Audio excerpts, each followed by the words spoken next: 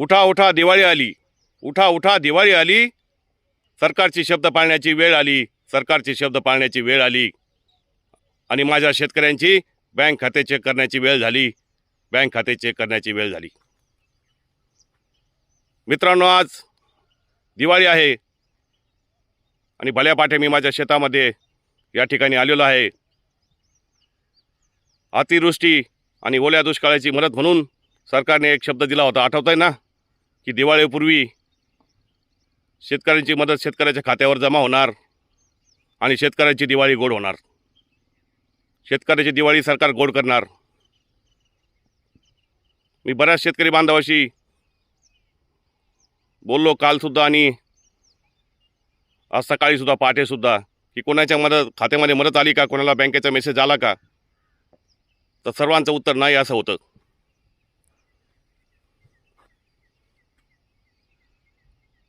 मित्रांनो, दिवाळी आज जरी असली तरी शेतकऱ्यांच्या दृष्टीने काळी दिवाळी आहे। मित्रांनो, काल सोशल मीडियावर मी पाहिलं की माझ्या 2 शेतकरी बांधवांनी महाराष्ट्रामध्ये आत्महत्या केल्या। एका शेतकऱ्याचा गळफास घेतलेला फोटो सोशल मीडियावर आपण पाहिलात। मित्रांनो, शेतकऱ्यांना आत्महत्या करण्याची वेळ काय येते तेव्हा त्या शेतकऱ्याची काय परिस्थिती असते हे फक्त तो शेतकरीच सांगू शकतो। जेव्हा छोटासा शेतकऱ्याचा काळजाचा तुकडा मुलगा त्याला म्हणतो, बाबा मला दिवाळीला फटाके पाहिजेत, कपडे पाहिजेत, आणि शेतकरी बापाच्या खिशामध्ये पैसे नसतात, त्याची छोटीशी लहानशी मुलगी त्याला जिल्हा परिषद शाळेत जाणारी त्याला म्हणते, बाबा मला कपडे पाहिजेत, त्यावेळेस त्या शेतकऱ्याची काय अवस्था होते ना, ती फक्त त्या शेतकऱ्यालाच माहीत असते मित्रांनो। आणि म्हणून ओला दुष्काळ झाला, खूप मोठे शेतकऱ्याचं नुकसान झालं।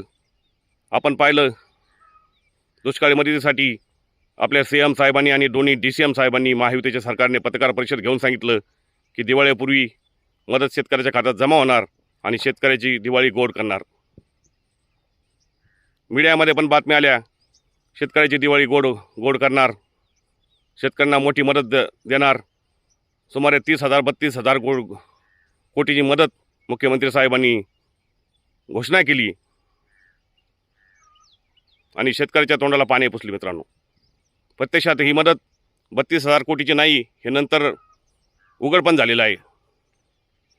आणि आज दिवाळी जरी असली तरी आता मी माझ्या बागेत उभा आहे, शेतामध्ये उभा आहे, आणि या ठिकाणी प्रत्येक दिवाळीला आमच्या गावामध्ये मोठ्या फटाकड्याचे सकाळी आवाज होतात। आज मित्रांनो सांगतो, एखादा अर्धा फटाक्याचा आवाज या ठिकाणी होतोय। आणि दिवाळी शेतकरी आज साजरी करू शकत नाही।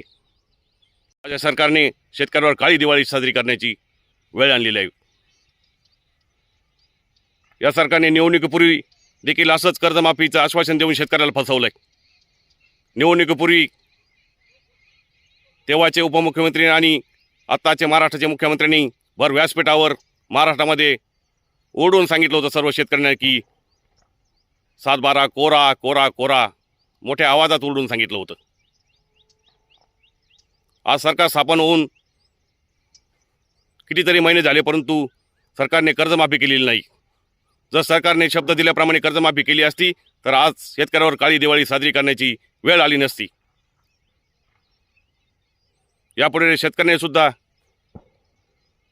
आता सरकारच्या घोषणावर नव्हे तर प्रत्यक्ष मदतीवर विश्वास ठेवला पाहिजे।